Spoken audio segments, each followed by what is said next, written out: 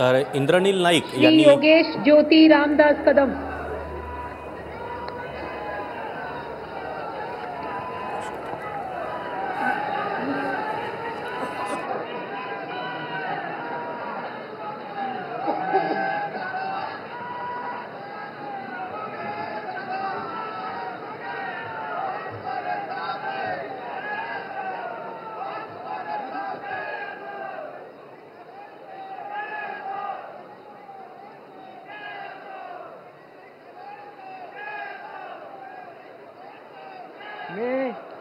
मी योगेश ज्योती रामदास कदम ईश्वर साक्ष शपथ घेतो की कायद्याद्वारे स्थापित झाले आहे अशा भारताच्या संविधानाबद्दल मी खरी श्रद्धा व निष्ठा बाळगीन।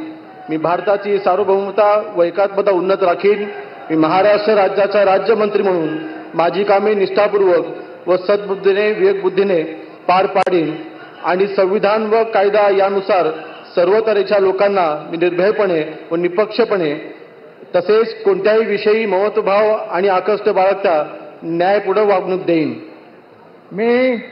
मी योगेश ज्योती रामदास कदम ईश्वर साक्ष शपथ घेतो की महाराष्ट्र राज्याचा राज्यमंत्री म्हणून माझ्या विचारार्थ आणली जाईल अशी किंवा मला ज्ञात होईल अशी कोणतीही बाब असा राज्यमंत्री म्हणून माझी कामे यथायोग्य पार पाडण्यासाठी आवश्यक असेल ते खेरीज करून एरवी मी कोणत्याही व्यक्तीला किंवा व्यक्तींना प्रत्यक्षपणे व अप्रत्यक्षपणे कळवणार नाही किंवा त्याच्याकडे उघड करणार नाही। जय हिंद, जय महाराष्ट्र, जय भीम, जय शिवराय। रामदास कदम यांचे पुत्र योगेश कदम यांना यावेळेला मंत्रिपदाची संधी देण्यात आली आहे।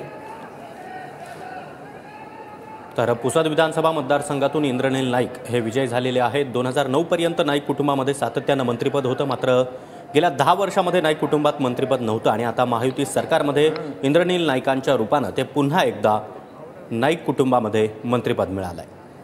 तर दापोली मतदारसंघाचं नेतृत्व करणारे योगेश कदम यांना देखील राज्यमंत्रीपद मिळालेलं आहे। रामदास कदम यांचे पुत्र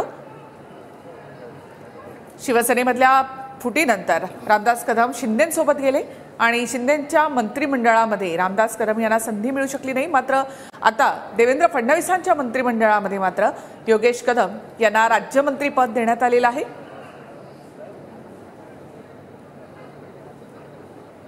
दोन 2019 पासून सलग दुसऱ्यांदा ते आमदार आहेत।